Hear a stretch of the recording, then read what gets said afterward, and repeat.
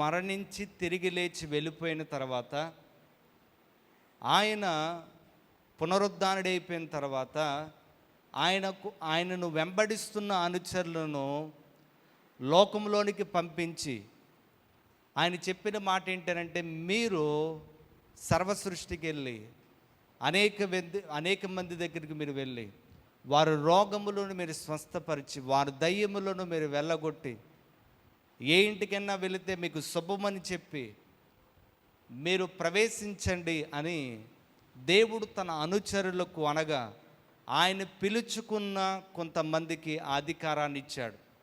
ఈ మాటను మీరు జాగ్రత్తగా గుర్తుపెట్టుకోవాలి. అధికారాన్ని ఇచ్చాడు. ఎవరికి? పేతురు, యోహాను, ఏంటండి సీమోను, ఇలా మనం గమనించగలిగితే తోమా, ఇలా కొంతమంది 12 మందిలో ఒకరు చనిపోతారు, మరొకరు యాడ్ అవుతారు. ఈ 12 మందికి దేవుడు ఒక ఉన్నతమైన అధికారాన్ని ఇచ్చాడు. వారు దేవుని పేరట వారు బయటికి వెళ్తారు, దేవుని పేరట వారు సువార్త చేస్తారు, దేవుని పేరట వాళ్ళు అద్భుతాలు చేసే వరాన్ని దేవుడు వారికి అనుగ్రహించాడు, అధికారాన్ని ఇచ్చాడు.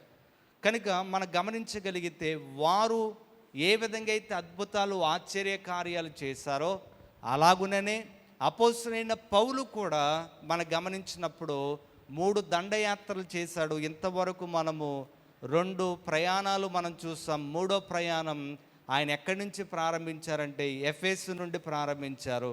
ఎఫెసుకు వెళ్ళినప్పుడు అక్కడ జరిగిన పరిస్థితి ఏంటంటే, అక్కడ అనేక మంది పౌలు గారి చేత ఏం పొందారట? ఆశ్చర్య కార్యాలు వారి జీవితాల్లో జరిగాయి. పౌలు గారి ద్వారా అనేక మందికి అద్భుతాలు జరిగాయి. ఎలా జరిగాయని మనం గమనించగలిగితే, పౌలు గారి ద్వారా ఎలా జరిగాయని చూస్తే, తన శరీరముకు తగిలిన మరి చేతి గుడ్డలైనను, ఇంకా మనం గమనిస్తే నడికట్టులైనను రోగుల యొద్దకు తెచ్చినప్పుడు వారికి స్వస్థత. అపోస్తలుడైన పౌలుకి ఏదైనా ఒక గుడ్డ కానీ లేకపోతే మరి అతనికి తగిలిన ఏదైనా ఒక క్లాత్ కానివ్వండి, అది తీసుకెళ్ళి ఒకవేళ రోగుల దగ్గర తీసుకెళ్తే ఏమైపోయేదట? స్వస్థత వచ్చేది. అపోస్తలుడైన పౌలు ఒక ఉన్నతమైన అద్భుతమైన కార్యాలు దేవుడు ఆయన ద్వారా జరిగించాడు. ఎందుకు అపోస్తలుడైన పౌలు ద్వారా అద్భుతాలు జరిగించాడు అని అంటే, అపోస్తలుడైన పౌలును నేను ఎన్నుకున్నాను అని దేవుడు చెప్పడానికి, అపోస్తలుడైన పౌలును నేను ప్రత్యేకపరచుకున్నానని చెప్పడానికి, అపోస్తలుడైన పౌలును నేను పంపించానని చెప్పడానికి. అపోస్తలు అంటే ఏంటి? పంపబడిన వారు. అంటే ఎవరి చేత పంపబడిన వారు? దేవుని చేత పంపబడిన వారు. 12 మంది కూడా అనుచరులు ఎవరి చేత పంపబడ్డారు? యేసుక్రీస్తు చేత పంపబడ్డారు. ఆ తర్వాత సౌలుగా ఉన్నప్పుడు పౌలు ఏం చేశాడట? సంఘాన్ని హింసిస్తున్నప్పుడు, బాధ పెడుతున్నప్పుడు మరి దేవుడు అతన్ని ఎన్నుకొని అతన్ని కూడా పంపించాడు. ఎక్కడికి పంపించాడనంటే మరి దేవుని పని కొరకు పంపించాడు. అధికారులు ఎదుటను, రాజులు ఎదుటను, అనేక మంది ఉన్నతమైన వారి ఎదుటను నా నామము కోసం నీవు భరించుటకు నేను నిన్ను ఏర్పాటు చేసుకున్నానని వాక్యం చెప్తుంది. అలాగే అపోస్తలుడైన పౌలుని ఏర్పాటు చేసుకున్నాడు, పంపించాడు. ఇప్పుడు పంపించిన తర్వాత ఈయన కూడా అపోస్తలుడే, ఈయన కూడా 12 మందిలో లేకపోతే వారితో పాటు ఈయన కూడా సమానుడే, ఈయన నేను ఎన్నుకున్నాను, ఈయనతో పాటు నేను ఉన్నాను అని చెప్పడానికి అపోస్తలుడైన పౌలు ద్వారా దేవుడు ఏం జరిగించాడో తెలుసా? అద్భుతాలు జరిగించాడు. హల్లెలూయా. అద్భుతాలు తన పేరు కోసం చేయలేదు. అద్భుతాలు తానేదో మరి మెప్పు పొందడానికి దీన్ని అభ్యాసం చేయలేదు. కానీ దేవుడిచ్చిన అధికారం మట్టుకు, దేవుడిచ్చిన లేకపోతే కృప చేత, అధికారం చేత, దేవుడు తనతో ఉండుట చేత మరి గొప్ప కార్యాలు అపోస్తలుడైన పౌలు ద్వారా అనేక మందికి జరగబడ్డాయి. తద్వారా మనం తెలుసుకోవాల్సిన విషయం ఏంటంటే, అతడు దేవుని చేత పిలవబడినవాడు, పంపబడినవాడు, దేవుడి ఆత్మ చేత నడిపింపబడుతున్నవాడు, దేవుని చేత ఆయన మరి అద్భుతాలు జరిగించాడని మనం గమనిస్తాము. హల్లెలూయా. వాక్యంలో మనము అనేక మాటలను మనం గమనిస్తూ రాగలము. దేవుడు వారిని పంపించినప్పుడు మత్తయి సువార్త 10వ అధ్యాయం 1వ వచనంలో ఆయన తన అనుచరులు పంపించినట్లుగా మనం చూస్తాం. అలాగే అపోస్తలుడైన పౌలును కూడా దేవుడు వాడుకున్నారు. అయితే ఇక్కడ జరిగిన విషయం ఏంటంటే, ఇలా అద్భుతాలు ఆశ్చర్య కార్యాలు జరుగుతున్నప్పుడు 13వ వచనం చదువుదాం. అప్పుడు దేశ సంచారములను మాంత్రికులైన కొందరు యూదులు ప్రభువులు ప్రకటించుచున్న యేసు తోడు మిమ్మును ఉచ్చాటన చేయుచున్నాను మాట చెప్పి దయ్యములు పట్టిన వారి మీద ప్రభువైన యేసు నామమున ఉచ్చరించుట పూనుకొనిరి. చదవబడిన వాక్యం. దేవుడు ఎవరితో ఉండి అద్భుతాలు జరిగించాడు? అపోస్తలుడైన పౌలుతో ఉండి అద్భుతాలు జరిగించాడు. కానీ కొంతమంది యూదుల్లో కొంతమంది మాంత్రికులు, అంటే మంత్ర విద్యలు చేస్తారు చూసారా, వాళ్ళు ఏం చేశారు అంటే పౌలు ద్వారా గొప్ప కార్యాలు జరుగుతున్నాయి, పౌలు ద్వారా అనేక మంది దయ్యాలు వెళ్ళగొట్టబడుతున్నారు, పౌలు గారి ద్వారా అనేక రోగాలు స్వస్థత పొందుతుంది. అది మనం చేయలేమా అనుకున్నారు. ఎవరు? మీకు అర్థమవుతుందా? ఎవరు?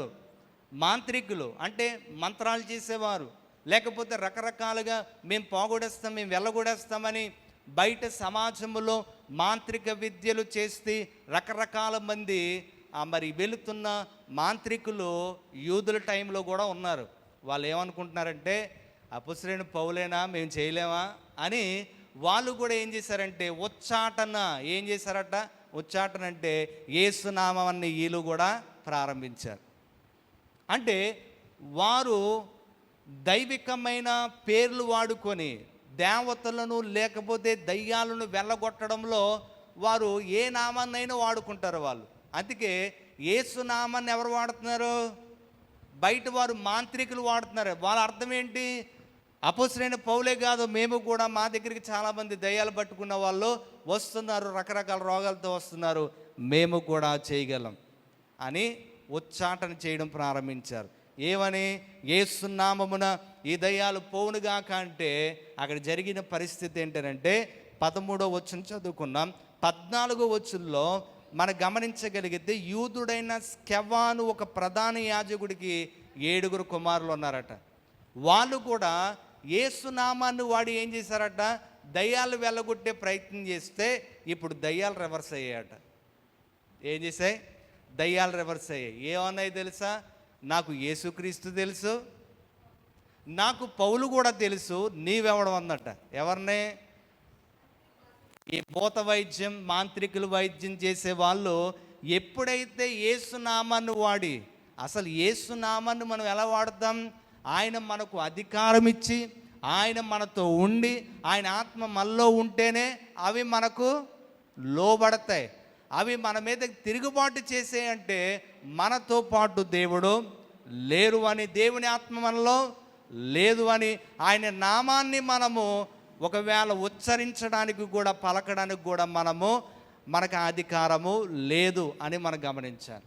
ఎవరైతే మాంత్రిక విద్య చేసి అనేక మంది మాయలు చేస్తూ అనేక మంది ప్రజలు భయపడిపోయి వెళ్ళిపోతారు. ఎక్కడికి? మాంత్రిక విద్య చేసే వాళ్ళ దగ్గరికి. ఎందుకని?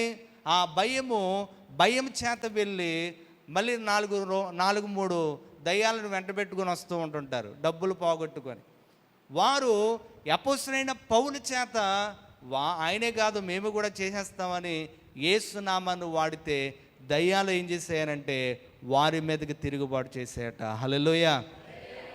వారి మీదకి తిరుగుబాటు ఎప్పుడైతే చేశాయో, ఎప్పుడైతే వారి మీదకి తిరుగుబడ్డాయో, ఈ వార్త అంతా ఆ ఎఫెసీ పట్టణం అంతా తెలిసిపోయింది. ఏం తెలిసిపోయిందంటే, ఇదిగో యేసునామమున నిజమైన ఒక వ్యక్తి అద్భుతాలు ఆశ్చర్య కార్యాలు చేస్తూ ఉంటే, ఈ మాంత్రిక విద్య చేస్తున్న వీళ్ళు యేసునామాన్ని వాడి వీళ్ళు కూడా చేద్దాం అనుకున్నారే. కానీ దేవుడు పౌలు గారితోటే ఉన్నాడు, దేవుడు వీళ్ళతో లేడు. ఇవన్నీ కూడా వ్యర్థమని గుర్తించి అనేక మంది సత్యాన్ని గుర్తించారు. హల్లెలూయా. యేసునామం అన్ని నామముల కన్నా పైనామం.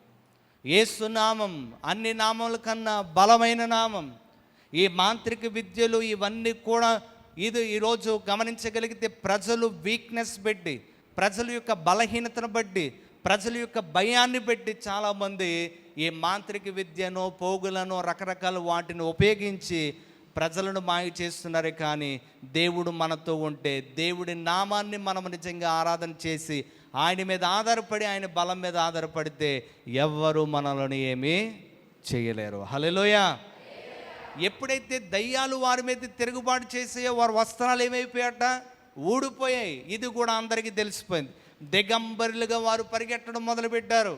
దిగంబరులుగా ఎప్పుడైతే మొదలెట్టారో ఈ వార్త అంతా కూడా ఆ ఎఫెసు పట్టణంలో మరి సంచలనంగా మారిపోయింది. అప్పుడు అనేక మంది పౌలును ఎవరినైతే ఆరాధన చేస్తున్నాడో ఆయన నామము గణపరచబడింది. ఈరోజు మనం గమనించగలిగితే ఈరోజు ఆయన నామము గణపరచబడుతుంది. ఆయన నామం అనేక మంది తక్కువగా చూడొచ్చు, ఆయన నామాన్ని అనేక మంది అర్థం చేసుకోలేకపోవచ్చు. కానీ ఒకరోజు సత్యమే గెలుస్తుంది. అబద్ధము కొద్ది కాలమే, అసత్యము కొద్ది కాలమే. ఈ లోకములో మాంత్రిక విద్యలు లేకపోతే రకరకాలుగా ప్రయోగాలు చేసి డబ్బు సంపాదించుకుంటున్న వారు కొద్ది కాలమే. కానీ చివరికి వారు కూడా అర్థమవుతుంది, మనలో ఏమీ లేదు, మనకంటే గొప్పవాడు ప్రభు మాత్రమే. హల్లెలూయా. ఈరోజు అంత గొప్ప దేవుణ్ణి మనం ఆరాధన చేస్తున్నందుకు మనం అందరము కూడా అతిశయించవలసిన వారిగా ఉన్నాం. చూడండి 16వ వచనం, ఆ దయ్యములు పట్టిన వాడు ఎగిరి వారి మీద పడి వారిద్దరిని లొంగదీసి గెలిచాను. అందుచేత వారు దిగంబరులై గాయములు తగిలి ఆ ఇంట నుండి పారిపోయిరి. ఈ సంగతి ఎఫెసులో ఉన్న కాపురమున్న సమస్తమైన యూదులకును గ్రీసు దేశస్థులను తెలిసినప్పుడు వారందరికీ భయము కలిగెను గనుక ప్రభువైన యేసు నామమును ఘనపరచబడెను. ఈరోజు దేవుడి నామము ఆ అపోస్తలుడైన పౌలు చేత ఏమైందట? ఘనపరచబడింది. ఈరోజు దేవుని యొక్క వాక్యాన్ని వింటున్న నీవు నేను మనమందరము కూడా వెంటనే గొప్ప విషయం ఏంటో తెలుసా? ఈరోజు మనమేదో ఉచ్చాటన చేసి మనం దయ్యాలు వెళ్ళకూడదామని మనం అనుకున్నాం, కానీ అవి మన మీదకి తిరుగుబాటు చేశాయి. మనలో ఏమీ లేదు అని చెప్పి వారు మాంత్రిక విద్యలు విడిచిపెట్టి ప్రభు వైపు తిరిగారట. చప్పట్లు కూడా దేవుని మహిమ పడదామా? వారు మాంత్రిక విద్యలు విడిచిపెట్టి, మనం చదువుతున్నప్పుడు గొప్ప ఆశ్చర్యం వేస్తుంది, వారు మాంత్రిక విద్యలు విడిచిపెట్టి వారి పుస్తకాలు కూడా ఏం చేశారట?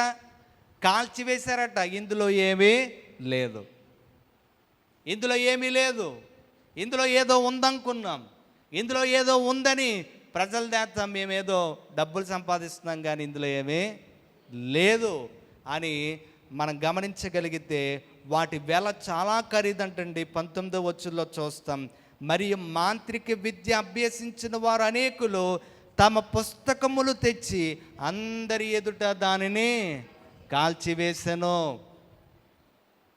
అందులో ఏమీ లేదని సంగతి ఎవరికి అర్థమైందో తెలుసా? మాంత్రికులకు అర్థమైంది. వాళ్ళు అందులో ఏమీ లేదు, లేకపోతే శక్తి లేదు, అందులో లేకపోతే పవర్ లేదని వారు గమనించి యేసు నామము గొప్పది అని పౌలు గారి ద్వారా తెలుసుకొని ఈరోజు ఎంతో ఖరీదైన లెక్క చూడగా వాటి వెల 50,000 వెండి రోకలాయను. అంటే మనం గమనించగలిగితే దాని వెల ఏంటో రాశారు. దాదాపు చూడండి 140 ఏళ్ళు కూలి సరిపోద్దట. అది 140 ఏళ్ళు అంటే 140 సంవత్సరాలకు సరిపడే కూలి. అంత ఖరీదైన పుస్తకాలను ఏం చేశారో తెలుసా? కాల్చిపడేశారు. ఎప్పుడో తెలుసా? సత్యము వారికి అర్థమైనప్పుడు.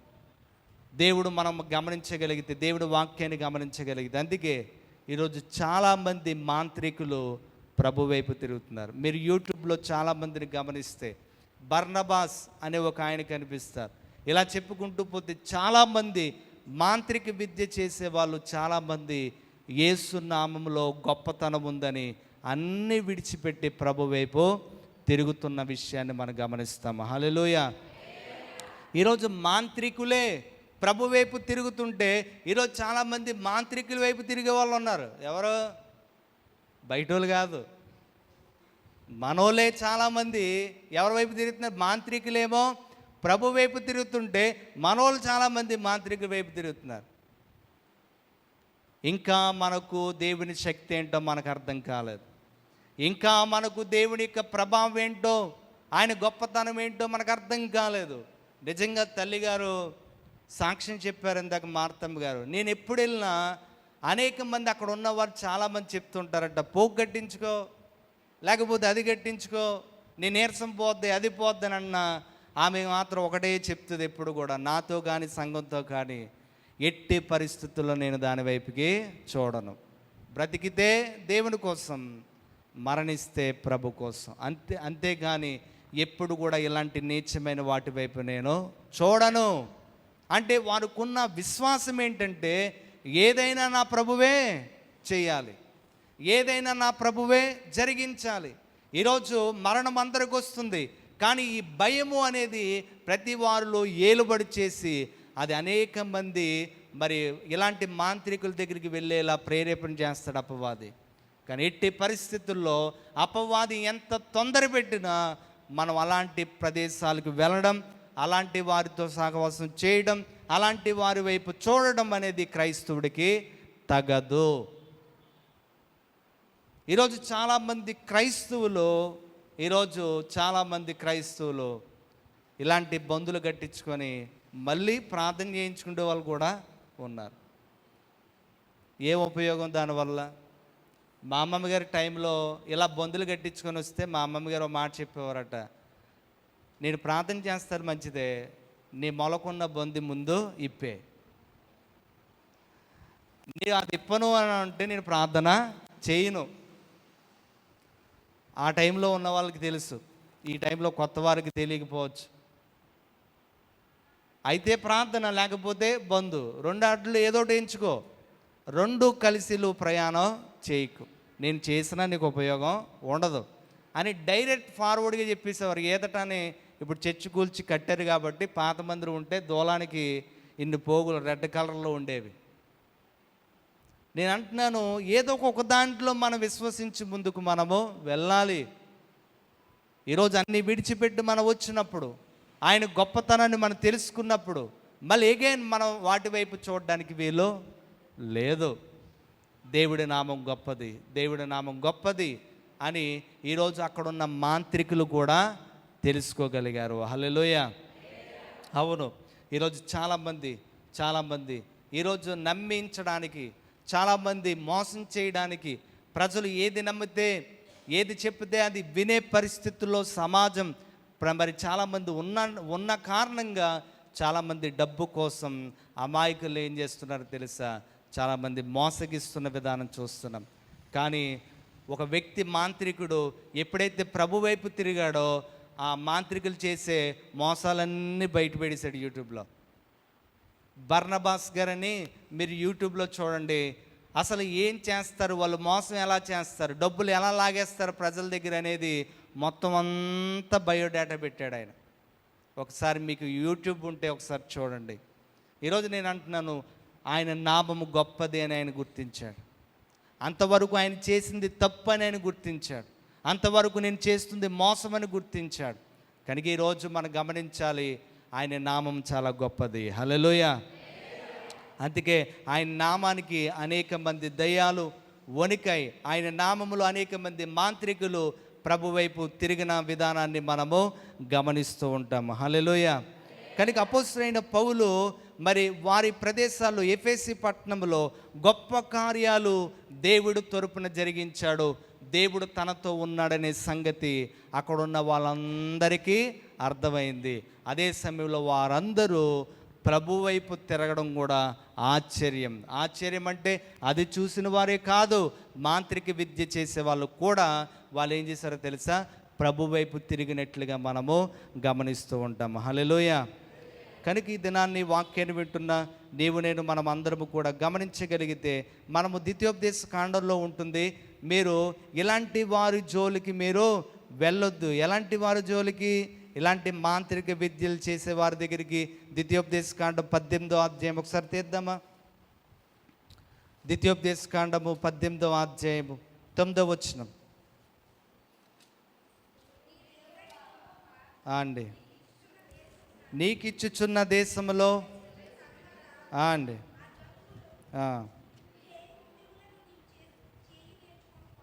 అండి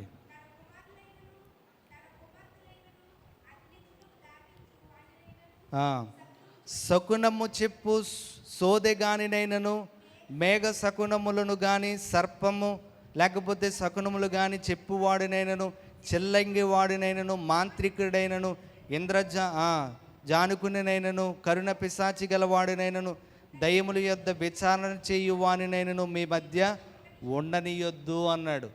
ఇజ్రాయేలును దేవుడు ఏర్పాటు చేసుకున్న తర్వాత ఇజ్రాయేలుకు దేవుడు చెప్తున్న మాట ఏంటి? నీ దేవుడిని యెహోవాను చెప్పాలి. నేను తప్ప వేరొక దేవుడు మీకు ఉండడానికి వీలు లేదు. కానీ చాలామంది రకరకాల పేర్లు చెప్పి రకరకాలుగా మాంత్రిక విద్య, భవిష్యత్ అని, రకరకాల చెల్లంగని, ఇలాంటి వారు మీ మధ్య ఉంటే వారిని వెలివేయండి అన్నాడు. ఎందుకని? అందులో ఏమీ లేదు, మీరు అందులో వెళ్ళి మోసపోవద్దు. అందులో ఏమీ లేదు, మీరు అలాంటి వారి జోలికి మీరు వెళ్ళొద్దు. అందులో ఏమీ లేదు. ఒకవేళ వెళితే మీరు ఎవరి నామాన్ని దూషిస్తున్నట్లు? దేవుడి నామాన్ని దూషిస్తున్నట్లు. ఎవరిని తక్కువగా చూస్తున్నట్లు? దేవుణ్ణి తక్కువగా చూస్తున్నట్లు. అందుకే ఒక దినాన్ని సౌలు కరుణ పిశాచి దగ్గరికి వెళ్ళాడు. కరుణ పిశాచి దగ్గరికి వెళ్తే వెంటనే దేవుడు సౌలుని ఏం చేశాడో తెలుసా? పక్కకు నెట్టేశాడు. ఎందుకో తెలుసా? దేవుడు ఒక రాజుగా ఎన్నుకొని ప్రజలను పరిపాలన చేయడానికి ఎన్నుకుంటే ఆయన దేవుని మీద ఆధారపడవలసిన వాడు, దేవుని వైపు చూడవలసిన వాడు. దేవుడేమో అధికారం ఇచ్చాడు, దేవుడేమో రాజ్యాన్ని ఇచ్చాడు. కానీ రాజు వెళ్ళి ఎక్కడికి వెళ్ళిపోయాడట? ఒక కరుణ పిశాచి దగ్గరికి వెళ్ళాడు. సమూయేలు గ్రంథం చదివితే అర్థమవుతుంది. కరుణ పిశాచి దగ్గరికి వెళ్తే దేవుడు అన్న మాట ఏంటో తెలుసా? సౌలును నేనేం చేశాను? విడిచిపెట్టాను. సౌలును నేను తరిమి వేస్తున్నాను. సౌలు ప్లేసులో మరొక రాజు వస్తాడు అని తన రాజ్యాన్ని కూడా దేవుడు తీసేశాడు. అంటే మనకి ఏం అర్థం అవుతుంది?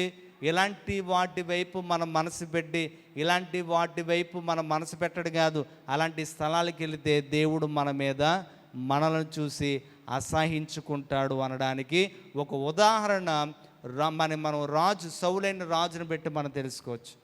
అదే సమయంలో మనం చదువుతున్న ద్వితీయోపదేశ కాండం చదివితే కూడా మనకి ఏమర్థమైంది? అలాంటి వారిని మీరు వెళ్ళగొట్టండి. నేను ఒక దేశాన్ని మీకు ఇస్తున్నాను, లేకపోతే పాలు తేనెలు ప్రవహించు దేశాన్ని మీకు నేను ఇస్తున్నాను. మీరు నన్ను ఆరాధన చేయాలి తప్ప ఇలాంటి వాటి వైపు మీరు చూడడానికి వీలు లేదు. కొంతమందికి ఉన్న ఆలోచన ఏంటంటే, దేవుని దగ్గరికి వస్తున్నాం మంచిదే, ముళ్ళుతోటి తీయాలని చాలామంది ఏం చేస్తారో తెలుసా? దేని పని దాంది అన్న వాళ్ళు చాలామంది ఉన్నారు. దేని పని దాంది కాదు. ప్రభు దగ్గరికి మనం వచ్చామంటే సంపూర్తిగా మనము దేవుని మీదే ఆధారపడాలి. చిన్న విషయాలకు భయపడొద్దు. లేకపోతే లోకంలో రకరకాలుగా ప్రయత్నాలు చేస్తున్న వారిని బట్టి మనము భయపడవసరం లేదు. మనతో ఉండేది ఎవరో తెలుసా? దేవుడు, సజీవుడైన దేవుడు.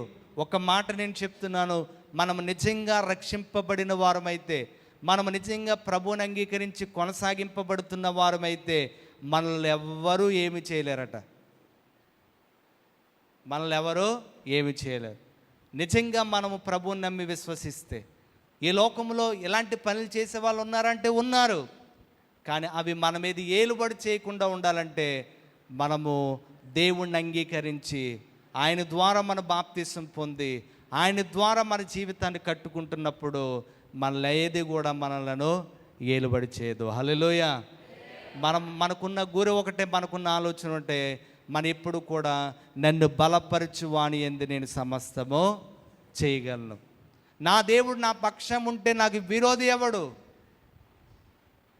చూడండి, డబ్బు మన చేతిలో ఉందనుకోండి, ఏదొచ్చినా పర్లేదండి, నా దగ్గర డబ్బు ఉంది, నేను ఏదైనా చేయగలను అనుకుంటా. ఒకవేళ కుటుంబం ఉంటే ఎవడు నా మీదకి వచ్చినా పర్లేదు, నా కుటుంబం ఉంది, ఏం చేస్తుంది? వాళ్ళు నాకు అండగా ఉంటారని అనుకుంటాం. ఈరోజు చాలామంది దేన్నో మనం అండగా చేసుకుంటాం. దేన్నో మనం ఏం చేస్తామంటే మనము ఆశ్రయిస్తూ ఉంటాం. కానీ దేవుని వాక్యంలో మనం చూస్తే కొందరు గుర్రములు బట్టి, కొందరు రథములు బట్టి అతిశయిస్తున్నారు. కానీ నేనైతే నా దేవుడైన యెహోవాను బట్టి అతిశయిస్తున్నాను. హల్లెలూయా. అతిశయించడానికి ఏమీ లేదు. నాకంటూ బలము దేవుడే, నాకంటూ అతిశయము దేవుడే, నాకంటూ పెద్ద దిక్కు దేవుడే అనే ఆలోచన ఎవరికి ఉందో తెలుసా? దావీదుకుంది. అందుకే యుద్ధం ఎలా చేశాడు? యుద్ధం నాదే అన్నాడా, యుద్ధం యెహోవాది అన్నాడా? యుద్ధము యెహోవాది. ఈరోజు మనం గమనించగలిగితే అనేక మంది కవచాలు కలిగి, రకరకాల బలం కలిగి, లేకపోతే జిమ్ బాడీ కలిగి చాలామంది ఉన్నారు. కానీ దావీదు చాలా చిన్నవాడు, దేవుడు బలం వైపు చూశాడు. అయితే మనం గుర్తించవలసిన విషయం, దేవుడే మన పక్షాన్ని ఉంటే మన ముందు ఎంత పెద్ద విరోధైనా మన ముందు పడిపోవలసిందే. ఈరోజు మన గొలియాతు అంటాడు, నేనేమన్నా ఆడదాన్ని అనుకుంటున్నావా, నేనేమన్నా కుక్కను అనుకుంటున్నావా, కర్రెట్టుకొని వస్తున్నావా, లేకపోతే రాళ్ళు ఎట్టుకొని వస్తున్నావా అని ఎగతాళి చేశాడు. కానీ దావీదు యొక్క లేకపోతే వయసును బట్టో, దావీదు యొక్క లేకపోతే స్ట్రక్చర్ని చూసో, లేకపోతే తన యొక్క శరీరాన్ని, తన యొక్క బాడీని చూసి అలా అని ఉండొచ్చు. కానీ దావీదు వెనుకున్న బలం ఎవరో తెలుసా? దేవుడు. హల్లెలూయా. దావీదు చిన్న రాయిలే పట్టుకున్నాడు, కానీ దాని వెనక యుద్ధాన్ని గెలిపించేవాడు దేవుడు ఉన్నాడు, బలవంతుడైన దేవుడు ఉన్నాడు. మనల్ని చూసి చాలామంది ఒకవేళ ఎగతాళి చేయొచ్చు, మనల్ని చూసి చాలామంది భయపెట్టే వాళ్ళు ఉండొచ్చు. ఎన్ని చేసినా బలవంతుడిని మనం కలిగి ఉన్నామనే సంగతి ఎప్పుడూ మర్చిపోకూడదు. అది ఏ విషయంలో అయినా మన గెలిపించి నిలబెట్టగలవాడు దేవుడు. అందుకే మీరు మనుషులకు కాదు భయపడవలసింది, ఎవరికి? దేవునికి. మనుషులు ఏం చేస్తారండి? శరీరాన్ని ఏం చేయొచ్చు? గాయపరచొచ్చు. మనిషి శరీరాన్ని బలహీనపరచొచ్చు. అపవాది ఏం చేసింది? యోబు జీవితాన్ని చూస్తే మనిషి యొక్క లేకపోతే యోబు జీవితాన్ని లేకపోతే మనం గమనించినప్పుడు తన శరీరాన్ని ఒకవేళ గాయపరచొచ్చు, కానీ ఆత్మకి చిన్నది కూడా తగలేదు. అంటే ప్రాణం అనేది మన దేవుని వశంలో ఉంది. హల్లెలూయా. దేవుడు మనతో ఉంటే మనకి ఏ ఇబ్బంది లేదు.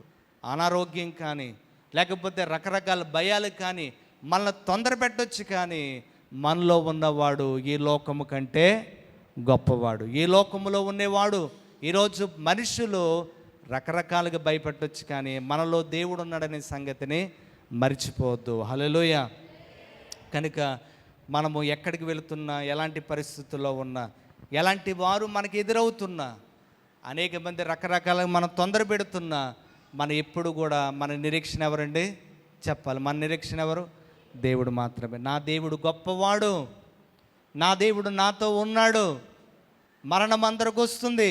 ఒకవేళ ఈ లోకం లేకపోతే ఈ మాటలు లేకపోతే ఈ లోకంలో కొంతమంది నన్ను ఒకవేళ గాయపరచొచ్చు, ఒకవేళ నా శరీరాన్ని పాడు చేయొచ్చు, కానీ నా ఆత్మని ఎవ్వరు ఏమీ చేయలేరు. అది దేవుడిచ్చింది, అది దేవుని దగ్గరికి వెళుతుంది. కనుక మనం ఆత్మలో ఎలా ఉండాలంటే బలంగా ఉండాలి. ఆత్మలో బలంగా లేకపోతే శరీరానికి శ్రమ వస్తే ఏమైపోతాం? కృంగిపోతాం. వాక్యంలో మనం చూస్తున్నాం, మనము శ్రమ దినాన్ని కృంగిపోతే ఏమైపోతామంట? చేతకాని వాడు అయిపోతాం. కనుక దేవుడు మనతో ఉన్నారు. శ్రమ ప్రతి వారికి ఉంది. అవి మన మేలు కొరకని మనం గమనించి, అది మన ఆత్మీయ స్థితి కొరకని మనం గమనించి, మన ఆత్మీయ స్థితిని మరి పెంచడానికని గమనించి మనం ఏం చేయాలి? మనము ముందడుగు వేసేవారిగా మనము ఉండాలి. కనుక అన్ని పరిస్థితుల్లో కొన్నిసార్లు మనం హాస్పిటల్లో ఉంటాం. కొన్నిసార్లు రీసెంట్గా నేను ఆ ఫెలోషిప్లో ఒక సేవకులు వాక్యం చెప్తే నాకు ఆశ్చర్యం వేసింది. ఆయన హైదరాబాద్ నుంచి వచ్చారు. దేవుడు అతన్ని తమిళనాడు ఆయన ఏర్పాటు చేసుకొని హైదరాబాద్ని దేవుడు నువ్వు వెళ్ళి పరిచర్య చేయంటే ఎవరు తెలియపోయినా వచ్చి పరిచర్య ప్రారంభించాడు. అనుకోని రీతిలో మరణకరమైన పరిస్థితి వచ్చింది ఆయనకి. ఆ పరిస్థితుల్లో హాస్పిటల్లోకి వెళ్ళాడట. ఆయన హాస్పిటల్లో ఉన్నప్పుడు ఒకరొకరు చనిపోతున్నారట. అది ఇంకా మరి ఆ హాస్పిటల్లో ఆయన ఉన్న రూమ్ అంతా కూడా ఏంటనంటే కొన్ని నిమిషాల వరకే వారు బ్రతికేవారు. చెప్పలేని కేసులు అనమాట. ఒక్కొక్కరు చనిపోతుంటే ఈయన అనుకున్నాడంట, ఇంకా నెక్స్ట్ నేనేమో. కానీ 24 గంటలు దాటిపోయిన తర్వాత అక్కడున్న నర్సులు వీళ్ళందరూ కూడా అడుగుతున్నారంటే, అసలు మీరు ఎవరండి? ఇక్కడికి వచ్చారు అంటే, ఐసీలోకి వచ్చారంటే చెప్పలేమండి. ఒకరి తర్వాత ఒకరు చనిపోతున్నా మీరు మాత్రం అలా ఉంటున్నారు ఏంటి? మీరు ఇంకా బ్రతికే ఉన్నారు. మీరు ఎవరు అంటే, నేను సేవకుడిని అని చెప్పాడట. హల్లెలూయా. నేను సేవకుడిని అనగానే అక్కడ ఉన్న వారందరూ కూడా మీ దేవుడు గొప్పవాడు, మాకు దేవుడు అంటే ఇష్టం కానీ మాకు తెలియదు, దేవుని కోసం మాకు చెప్తారా అని హాస్పిటల్లో ఆ సేవకుడిని దేవుని వాడుకునే విధానం బట్టి అక్కడ ఉన్న వాళ్ళందరికీ దేవుడు వాక్యం పంచి, అక్కడ ఉన్న వాళ్ళందరికీ కూడా బయట నుంచి బైబిల్ రప్పించి వాళ్ళకి బైబిల్ ఇచ్చి వాళ్ళందరికీ కూడా దేవుడు వాక్యం చెప్తే అందులో కొంతమంది బాప్తిసం పొందారట. హల్లెలూయా. హాస్పిటల్లో కూడా మనకు బాగాలేదని హాస్పిటల్కి వెళ్ళాం, కానీ దేవుడు ఆ సేవకుడు ద్వారా ఏం చేశాడట, కొన్ని ఆత్మలు రక్షించాడు. వాళ్ళు ఇప్పటికీ నాకు సపోర్టివ్గా, వాళ్ళందరూ డాక్టర్స్ అంట, కానీ వారు సహకారులుగా దేవుడు నన్ను మార్చాడు.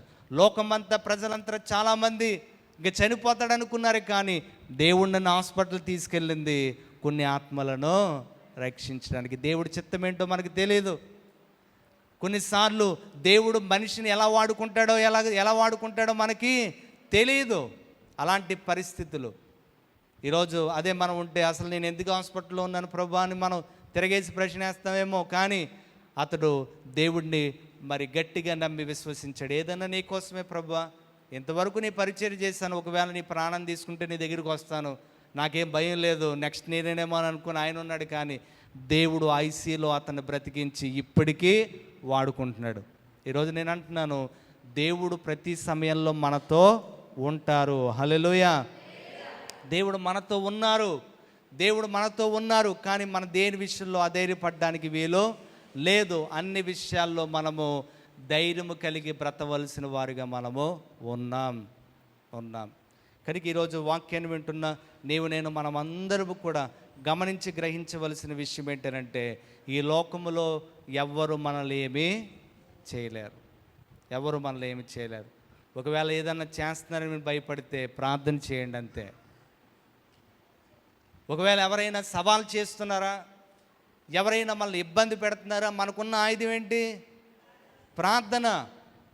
ఆ ప్రార్థన మనము ధూపం వల్లే దేవుని సన్నిధిలో వేసినప్పుడు, దేవుడిచ్చిన అధికారంతో మనం ప్రార్థన చేసినప్పుడు, చూడండి వాక్యంలో మనం చూస్తాం, కఠినమైన పరిస్థితులన్నీ కూడా ఉపవాస ప్రార్థన ద్వారా ఏమైపోతాయంట, మాయమైపోతాయి. హల్లెలూయా.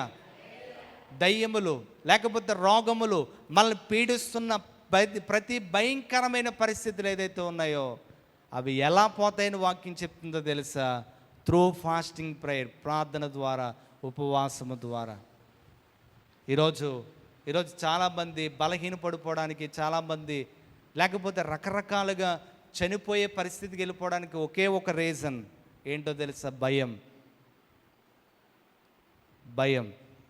నీతిమంతుడు ఎలా ఉంటాడని వాక్యం చెప్తుంది? చెప్పండి, నేను ముగిస్తున్నాను. సింహం మనం ఎదురుకుంటూ వచ్చేసింది అనుకోండి, ఏం చేస్తాం?